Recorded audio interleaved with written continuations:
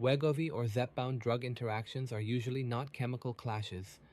The biggest concerns are low blood sugar, delayed pill absorption, duplicate weight loss drugs, and one Zepbound birth control warning. Before your next dose, check medicines that lower glucose or require close blood test monitoring. Also, check whether another product copies the same active ingredient. Most everyday medicines are not automatically incompatible, but these groups need a plan. Wegovy contains Semaglutide, while Zepbound contains Tirzepatide. Both change how food and pills move through the stomach by slowing stomach emptying.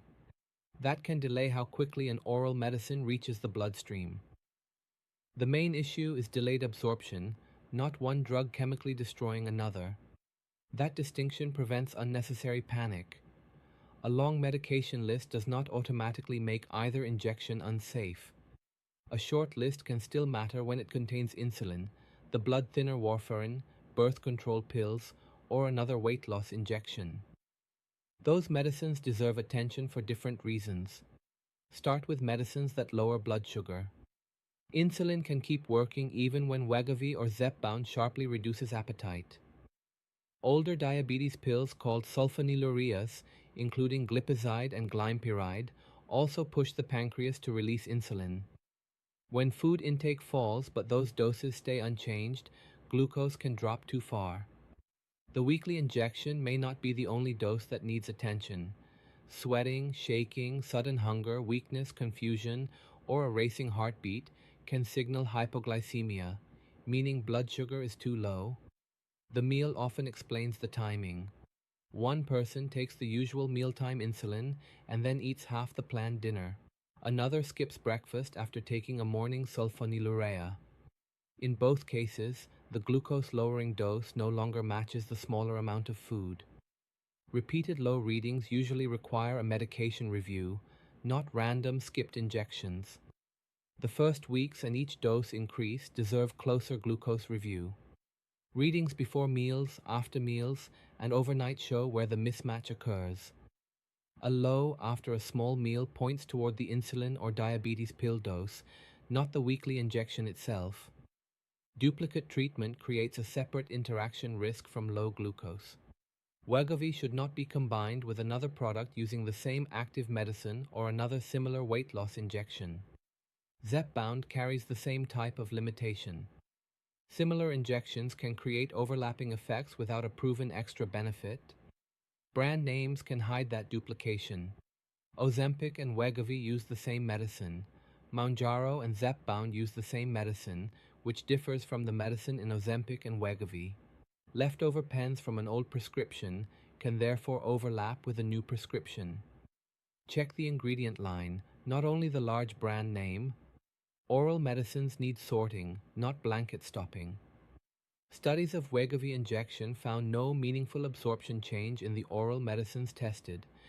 Zepbound needs more caution when a pill requires close blood test monitoring.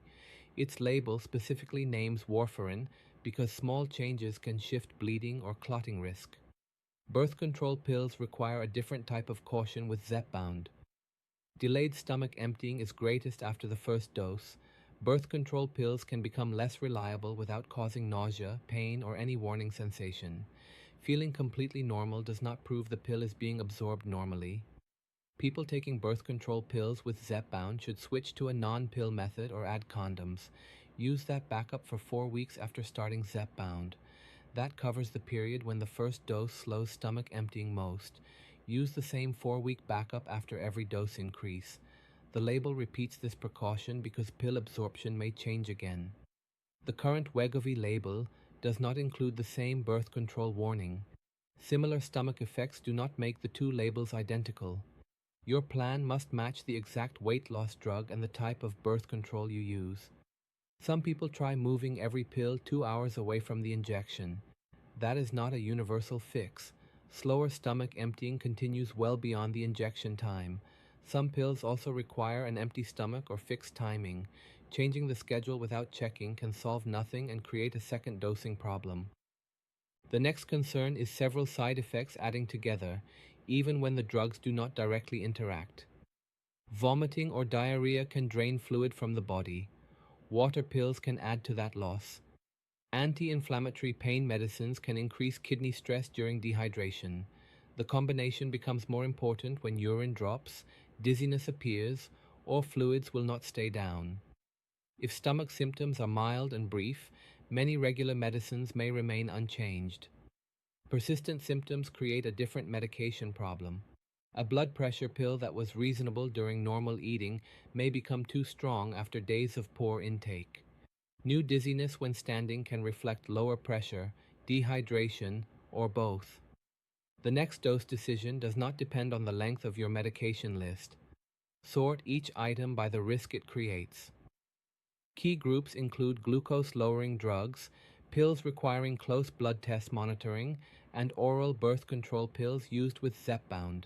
They also include duplicate weight loss treatment and dehydration. The category changes the plan. Recent events can change the decision before dosing. Update your medication list with new prescriptions and changed insulin doses. Also note missed birth control pills, repeated vomiting, reduced urine, recent dehydration, and planned procedures. Those details can change the next dose plan. A current list is more useful than an unchanged copy from a previous visit. The monitoring tool should match the risk category.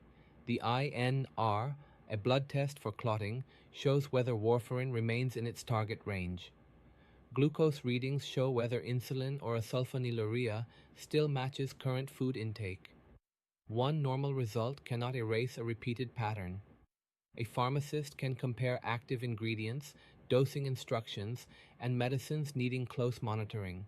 This is especially useful when different clinics wrote the prescriptions or an old pen remains at home. Bring current bottles or clear label photos and include every current dose. Over-the-counter products also belong on the list. Include pain relievers, sleep aids, allergy pills, laxatives, vitamins, and herbal products. Record how often you take them, not just their names. The package may say non-prescription, but the body does not make that distinction. That complete medication list also matters before planned surgery or a procedure requiring heavy sedation. These injections can leave food in the stomach longer than expected. Rarely, stomach contents have entered the lungs during anesthesia. Current guidance says most patients can continue these injections, but the procedure team must assess individual risk. Risk is higher while the dose is being increased, with active stomach symptoms, or when slow stomach emptying is suspected. The team may recommend a liquid-only diet, use an ultrasound to check the stomach, or temporarily delay the procedure. Do not stop or restart Wegovy or Zepbound before a procedure without instructions from the procedure team. Beyond procedure planning, some symptoms need prompt medical attention. These include repeated low blood sugar, major bleeding, fainting, severe confusion, seizure, or inability to keep fluids down. The same applies to very low urine output or severe weakness during vomiting or diarrhea. Those symptoms need medical assessment, not a routine medication check. The practical rule before your next dose is simple. Do not stop every pill because you use Wegovy or Zepbound. Check glucose-lowering drugs, pills requiring close blood test monitoring, oral birth control pills used with Zepbound, duplicate ingredients, dehydration, and planned anesthesia. Match the response to the category. That is the safer dosing decision. Medicine simplified. That's what this channel does. If you want more, hit subscribe. This is not medical advice. Consult your doctor.